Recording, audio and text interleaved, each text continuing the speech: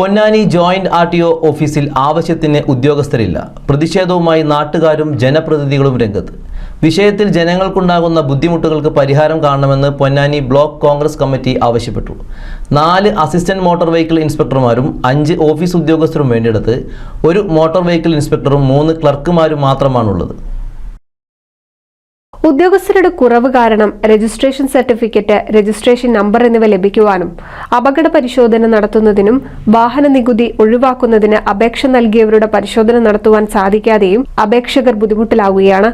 Ponnani joint RTO പരിധിയിലുള്ള Ponnani, Kuttippuram, Perumpadappu, Changaramkulam പ്രദേശത്തുള്ളവർക്ക് fitness ലഭിക്കുന്നതിന് പൊന്നാനിയിലെ ഉദ്യോഗസ്ഥ ക്ഷാമം കാരണം സമീപത്തുള്ള തിരൂർ, പട്ടാമ്പി മോട്ടോർ വാഹന വകുപ്പിന്റെ ഓഫീസിൽ പോകേണ്ട ഗതികേടിലാണ്.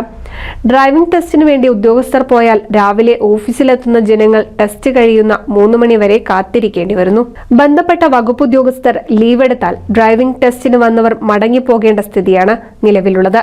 ഇതിനെ തുടർന്ന് കഴിഞ്ഞ ദിവസം ജോയിന്റ് RTO ടെസ്റ്റിന് വന്നവർ ഉപരോധിക്കുകയും ചെയ്തിരുന്നു.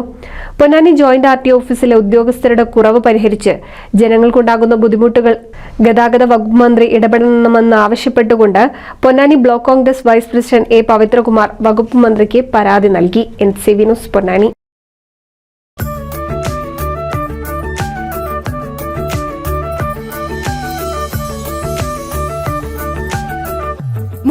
വർഷത്തെ വിശ്വസ്ത പാരമ്പര്യവുമായി എന്നും എപ്പോഴും കൂടെയുണ്ടെന്ന വിശ്വാസം. Basith wedding mall, Basith arcade, Poongottukulam, Tirur.